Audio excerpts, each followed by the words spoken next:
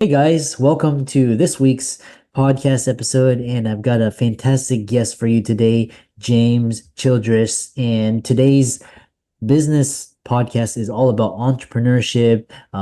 James is a profitability and growth advisor. He's got over 20 years of experience, and it's going to be a great conversation about entrepreneurship and data and building and growing and scaling a business. So, James, welcome. So glad to be here. Thanks so much for having me. You've got a lot of experience, so talk about your background as a CPA and what you do now. And I'm really excited to delve into the conversation. Oh, yeah, absolutely. So I've got a bit of a unique background as an accountant. Most accountants will tend to pick two major tracks when they go into public accounting. One is audit, one is tax, and they'll kind of get in there and they'll just start sort of digging deeper and deeper. I specialized to a certain extent through my career, but I also generalized extensively. So worked with a lot of small firms and worked with a lot of small to medium-sized business clients, and spent a lot of time actually as an auditor and actually working for a lot of companies or on my own, and in both cases, basically doing the work entirely by myself, most of the time. And so I came up with a lot of tools to help me get their financials, for my clients back on track real fast, all year, and ended up helping them a lot with all of the detail things that their accounting system need, doing a lot of work at that managerial and owner level to help these clients have the accounting system they needed and answering questions all the time. And so as time went on, we really just leaned into, I and the people in my group, my firm, we leaned into that particular work where we were helping owners, helping managers, helping them understand the most important data in their business, which is their accounting. And so that's really what we do. We help our clients understand data, financial, non-financial. We help them navigate the path of entrepreneurship in a safe, stable, and secure way. And yeah, I'd love to talk further on it. Yeah, I love that. And so I've always loved history and just hearing the just kind of how far we've progressed. And one of those is W. Edwards Deming. And so a lot of people are like, yeah, we live in technology, we've got AI. What does how can Deming help a modern business owner? Yeah, it's probably good to elaborate a little bit on who Deming was. So William Edwards Deming is the person they credit with what they call the Japanese economic miracle. And so this is where the country of Japan that was reduced to a very low state after World War II. I mean, they didn't even have working phones. And Deming was actually kind of laughed out of American boardrooms. They didn't really like his ideas, and he got sent over to Japan basically to conduct a census and figure out how many people were on the island because they didn't even know how many people they needed to support, where they were, all those types of things. Well, over the course of 20, 30 years, Deming's principles in business became essential to Japan rebuilding, and not only rebuilding, but in that period of time becoming the third largest world economic superpower. And that's why they call it the Japanese economic miracle, because it really was unprecedented, and we almost have never seen anything like that since.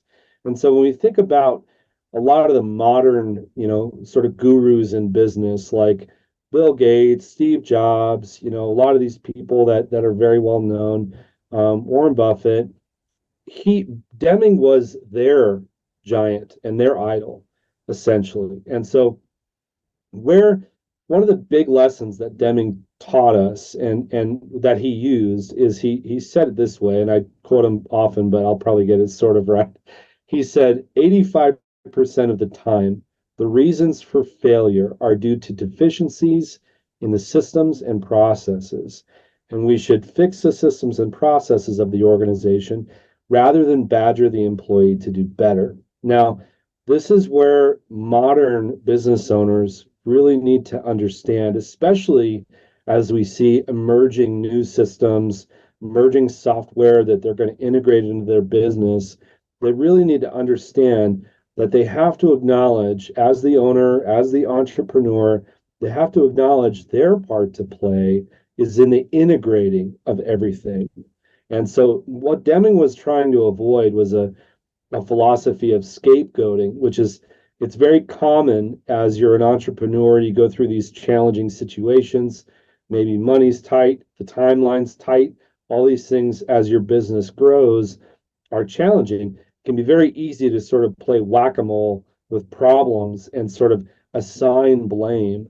And Deming was very much an advocate of saying, take the time to figure out exactly what's going on, exactly what's missing between the components and learn really from that. And if that is really the lesson, it's really the timeless lesson that caused the Japanese economic miracle to take place under his leadership, and that modern entrepreneurs and business owners can still use to great effect. Yeah, I love that. And kind of we know you were referencing how, the greats like Bill Gates and Steve Jobs, they had mentors, and how our generation we look at like, Bill Gates and Steve Jobs. So it's very interesting, and it's really interesting how you're incorporating timeless principles in our new age of innovation. The other thing that Deming said is mostly your fault, and it's actually that's good news. So talk about that. Yeah, yeah. So, what he's basically saying there is, 85% of the problems relate to the systems and processes. And, what he was saying that each sort of node in the business has to be connected in a way where it can be successful. Another thing that Deming said, and he was a believer in this, he was a pretty compassionate leader, but he said no one goes to work to do a bad job. And what he was trying to sort of emphasize with that was that if someone is doing a bad job, it's typically not their goal. It's typically not what they want to accomplish. And so something is in the way. Something is in the way of them doing a good job. It may very well be the handoff between them and another system. It may very well be the supervision that they have, the managerial structure that's there. It may very well be you're holding that person responsible for things they don't have autonomy for. And that is one of the biggest issues we see in organizations. But it's very easy as an entrepreneur to sort of want to assign, blame to a certain aspect. Blame is kind of a charged word, but you want to sort of localize the problem. You got to put out a fire, and you got to do it now. It really makes sense, and sort of logically, or maybe more so emotionally, just sort of this knee-jerk reaction. But what Deming was said was, don't lose sight of the fact that each part of your organization wants to work together well, whether it's the software or whatever. You have to make sure they do. And sometimes that means you have to think of a novel connection, a novel process that bridges the gap, and something that's in the way there. And that really is your job. That's your job as the entrepreneur. And what's great about that is you can look at that and you can say, okay, if I can believe that this person actually wants to do good work, they want to get through the end of the day and be proud of what they accomplished, all I need to do is find the right way to link up what they actually are responsible for with what the output needs to be somewhere else in the business. And if you can do that and do it in a way that's skillful and nuanced and doesn't ignore all the things that come into play, you have made a change to your systems and your processes that may very well last forever. And the ideal state is when it self nurtures and it sort of grows itself. You create a culture around that idea of fixing all these little connections, and then it starts to really kind of take off on its own. And that's sort of the magic of entrepreneurship. Yeah. You're talking about all these systems, and coming from the corporate world, I've been, and there's all this idea of scapegoating, and why does scapegoating kill business success? And it's one of the most common mistakes a entrepreneur can make, and why is that? Yeah, so scapegoating is basically the process of assigning blame to something that it isn't appropriate for it to receive, And again, it's sort of there's a difference between putting the fire out and preventing the fire. And whenever we see an issue in our business, whatever it might be, we want to be very clear on what is this area that we see, what is it actually responsible for. And so an example of that would be let's say we were back in the time that Deming was doing work with the Japanese and they had assembly lines and all these types of things. Imagine you're at the end of the assembly line and something is starting to stack up, right? So there's sort of a backlog that's getting created in a certain area of the assembly line. You could look at that particular area where that particular process is being done, and you could say these people aren't doing the work, or these tools aren't working, or this consultant we brought in to sort of fix this process right here isn't working. When in fact, it may very well be that the timing of things preceding that step are out of whack. And it might mean that there's an entirely different area that sort of precedes this issue here that's actually causing that. And so if you fall into the trap of scapegoating, you're going to look at the area around the specific problem rather than, as Deming said, looking to the system as a whole. And that's really where you want to be. And that's a state that requires a little bit of patience, maybe a little bit more information than you might currently have on hand. So it might take even a little bit more time. But if you really work that out, you get to the root causes because it's never just one. You get to the actual root causes of what's going on. You can start iteratively fixing these pieces and start tuning this thing up and getting it in track where you want to go. So that's really what I think he was meaning by that. Yeah. Why do plans why do plans they don't matter, but planning is everything? Yeah. So this is something they say in the military. My dad was in the Air Force, so I grew up around a lot of kind of pithy sayings and stuff like that. But one of the things they say in the military is that plans are disposable, but planning is indispensable. And the idea, when we think about the other saying that kind of corresponds to this that helps is they also say no plan ever survives first contact with the enemy, right? So you have to have a plan, and the planning process itself is actually so much more valuable than that particular plan because it sort of has a shelf life and it can be relatively short sometimes. Once you start getting into something, it may not look like what you thought it would be, and there's going to be some surprises. And once you sort of start to interact with the outside world, with customers and vendors, and start bringing on employees and whatever it might be, your plan might no longer work. But if you didn't have a plan to start with, you're going to be way out in left field. So we really advocate for entrepreneurs and owners that they do iterative planning, regular planning, and they don't treat a plan like something that they always have to find some way to get back to that original plan because it might no longer be relevant.